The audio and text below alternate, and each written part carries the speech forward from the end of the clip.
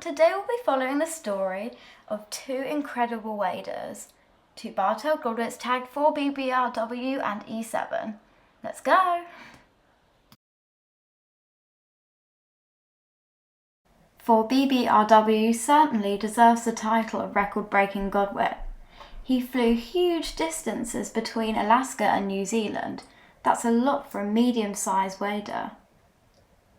For BBRW is an incredible bird, and I'm sure even the longest migration to the moon and back wouldn't faze him.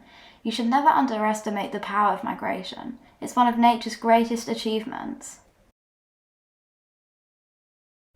For BBRW is an adult male specimen of the Bowery subspecies of bar-tailed godwit. He was caught in November 2019 in a group of 20 godwits.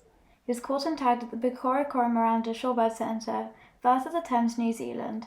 They fitted him with a metal ring, a satellite tracker, and a white flag, and 4 rings. 2 blue, 1 red, 1 white. That's where the 4BBRW name description comes from. So now we know a little bit into the amazing story of 4BBRW. So of the Bowery subspecies, she was the first of many world-famous godwits.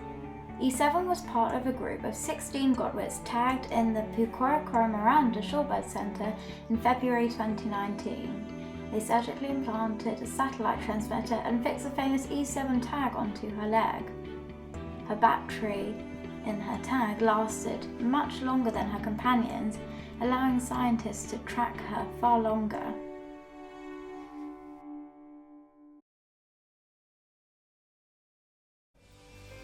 So, let's compare their famous flights. E7 was the first and fastest. She flew about 37 miles per hour and covered over 11,680 kilometers in 8 days. While BBRW was slower and took longer.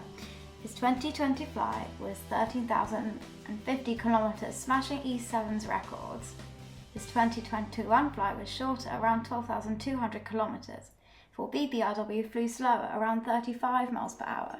That's still very fast. I don't know why I'm saying E7 was and for BBRW was, because they could be still around. The Miranda Shorebird Centre frequently records godwits that are over 20 years of age. They're very long-lived animals. Bar-tailed godwits breed in Alaska. Wild Alaskan tundra is their breeding ground. Before migration, they go into complete feeding frenzy, eating about 3 to 4 times their daily intake.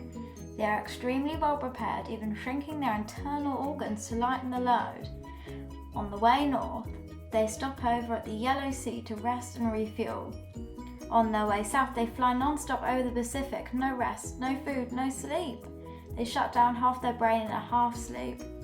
They take advantage of tailwinds and only take off if there are favourable winds. They're extremely adapted and very prepared.